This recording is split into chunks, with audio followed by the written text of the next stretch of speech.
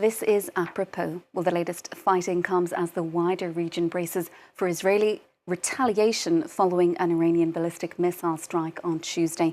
The Israeli Prime Minister is tonight holding the latest in a series of top-level security consultations as Binyamin Netanyahu decides how and when to respond to the Iranian missile barrage. Diplomatic efforts to avert a further escalation are gathering pace. Meanwhile, US President Joe Biden says he doesn't expect Israel to retaliate immediately, adding that discussions are ongoing about potential strikes on Iranian oil facilities. Delano D'Souza has more. Iran's army was considered the most powerful in the Middle East during the Shah's rule. The country had cordial relations and military links with the State of Israel. But after the Islamic Revolution and the costly war with Iraq in the 1980s, its army took a beating. Iran is geographically large. The country of 90 million has over 500,000 active military personnel, as well as fighters in the Revolutionary Guard Corps and army reservists. Western sanctions have weighed on the state of Iran's army, with Tehran struggling to upgrade its military hardware. Back in May, the helicopter of the country's late president crashed. The accident put the focus on the state of its decrepit air force. Iran is estimated to have roughly 140 American fighter jets from before the revolution, as well as more recent Russian-made models. To make up for shortfalls in hardware, the country has built ballistic and cruise missiles, as well as created a domestic industry of kamikaze drones. Iran used new hypersonic technology to retaliate against Israel in the latest barrage it launched. The missiles travel 5 times faster than the speed of sound. The advancement is also used to compensate for the state of the Iranian Navy. With 3 submarines and 50 patrol boats, Iran has turned to miniature submarines and surface ships, which can block maritime traffic in the strategic Strait of Hormuz. Iran also lacks modern anti-ballistic and air defense capabilities, which is why Tehran's strategy prioritizes asymmetric warfare through the use of regional proxies to keep the fight far away from its territory as possible. To discuss the situation in Iran, we're joined now by Abbas Milani, Director of Iranian Studies at Stanford University and founding co-director of the Iran Democracy Project. Thank you so much for being with us on the programme this evening, Abbas.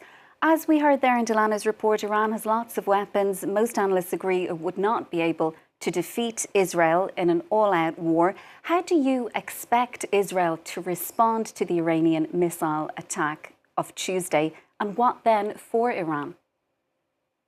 I think Israel has to decide whether it wants a full war with Iran or, as I think President Biden suggests, opt for a controlled response that would then allow Iran to scale down the level of confrontation.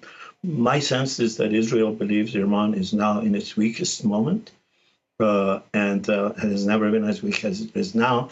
And if they're going to have it out with Iran, and Iran has insisted that they want to eliminate Israel, so it is a war of attrition, as has been so far. This might be for Israel the moment that they decide to attack. That will, I think, radically destabilize the region. Because Iran appears intent on rendering Iran weak enough that it won't be able to continue these kind of attacks on Israel. Is that a realistic objective? Iran's propaganda is more full of bragging than actual ability to deliver. I think they well know that they can't withstand a barrage of attacks, particularly if it's the United States decides to join. The missiles haven't been that effective yet. They claim to be very precise, but they haven't been very precise. So if there is a confrontation, I think it might well bring about the demise of the regime. And that's why Iran is walking very gingerly. It is trying to respond, but respond in a way so that it can tell its radical fringes, it can tell its allies that it's not weak beyond the ability to respond, but yet not get into a full attack or a full war with the United States and Israel. Yes, and some Israelis, including former prime ministers, have expressed the belief that they believe the Iranian regime might actually fall. People might come out onto the streets in protest. How much support does it enjoy, though, among the ordinary people of Iran? I think the Iranian regime now, credibly, there are many polls that indicate that. I think the regime itself knows. I think at best it enjoys maybe 15 to 20% support of the population. The people are very disgruntled with the regime, with its corruption, with its cronyism, with its ability to constantly engage Iran in wars that most Iranians don't want. And thus, I think the regime is in its weakest.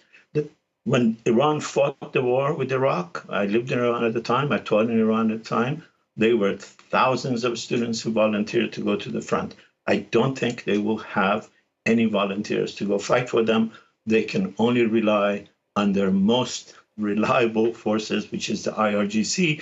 And now we know that the IRGC is deeply, deeply infiltrated by Mossad and by probably other intelligence agencies, but certainly by Mossad. Yeah, because we had claims from the former Iranian president, Mohammad Ahmadinejad, saying that up to 20 double agents were found to be working as moles, providing Israel with sensitive information. Would that account for the success that Israel has had in its fight against Hezbollah and what we're seeing taking place in Lebanon?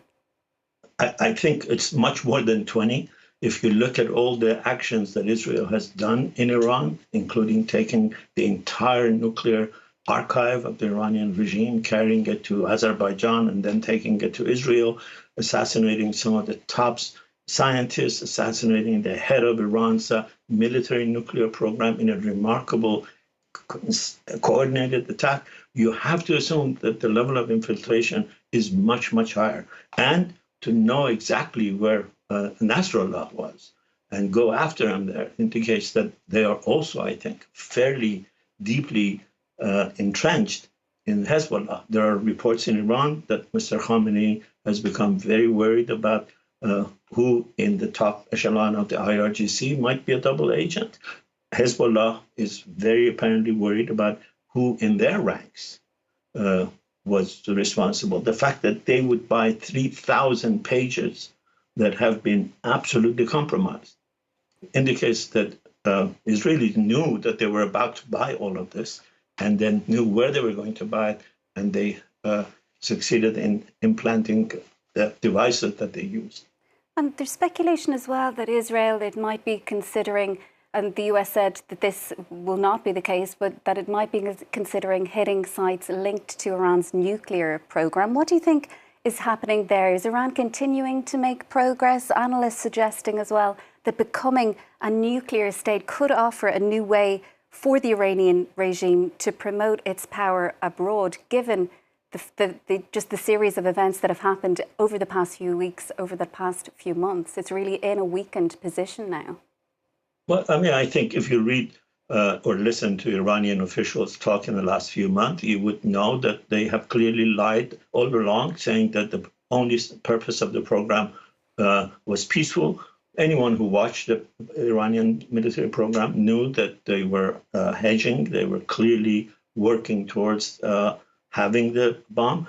And I think most experts agree that Iran can now build a bomb very quickly. I don't think their allies, their sole allies, China and Russia, would want Iran to become a nuclear state because China and Russia are both now very close to Saudi Arabia.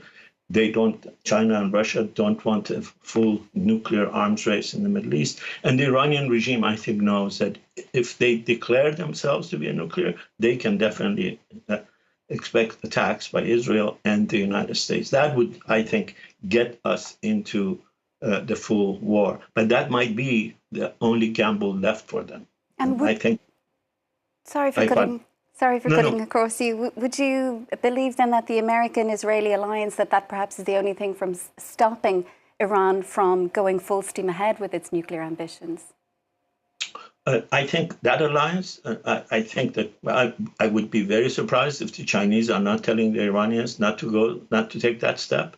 The Russians are not telling them not to go that way because it would be very difficult for China and Russia to support Iran. All of those factors would, I think, dissipate if the regime, which is keen on survival, sees its own survival at hand and might then take the ultimate risk. I think it's not going to save them if they do it. But that might be the only option left to them. And finally, Abbas, how badly humiliated has Tehran been by all of this, by these Israeli attacks on Hezbollah? Many regional states close to it, they would actually like to see a weakened Iran, even though they may not be saying that publicly. I fully agree with you. I think almost every neighbor Iran has, because at one time or another, Iran has interfered in their affairs or threatened them, didn't mind this. And I think they are embarrassed. And the embarrassment isn't just that they killed Haniya in Iran and they killed Hezbollah. The Israelis have been going at the top leadership of the Iranian IRGC in Syria rather systematically. They've gone against some of the top IRGC in Iran rather systematically, and Iran hasn't been able to stop it. Thank you so much for your time on the programme, Abbas. We'll have to leave it there for now. That is Abbas Milani, Director of Iranian Studies at Stanford University, also founding co-director of the Iran Democracy Project. Thank you so much for your time on the programme. We do appreciate it. That's it from us for now. Stay with us, though. Up next, it's Eye on Africa.